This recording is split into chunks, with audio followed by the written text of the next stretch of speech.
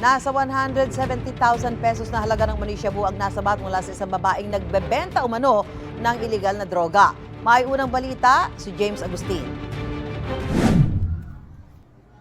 Sa labas ng kanyang inuupahang bahay sa Barangay San Vicente, Quezon City na aresto ng pulisya ang 29 anyos na babae na nagbebenta umano ng iligal na droga. Iginasa ang drug bypass operation matapos makatanggap ng reklamo ang mga otoridad mula sa concerned citizen kaugnay sa transaksyon ng sospek. Nakuha mula sa sospek ang 25 gramo ng umano'y shabu na nagkakahalaga ng 170,000 pesos. Sa imbestigasyon na pag-alaman na 4 na buwan pa lang nangungupahan sa lugar ang sospek.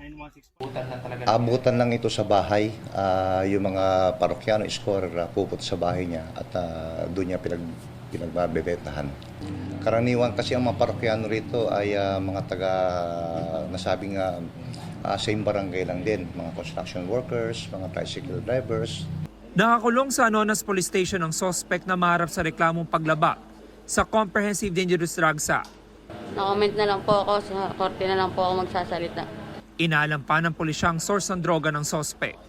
Ito ang unang balita. James Agustin para sa GMA Integrated News. Gusto mo bang mauna sa mga balita?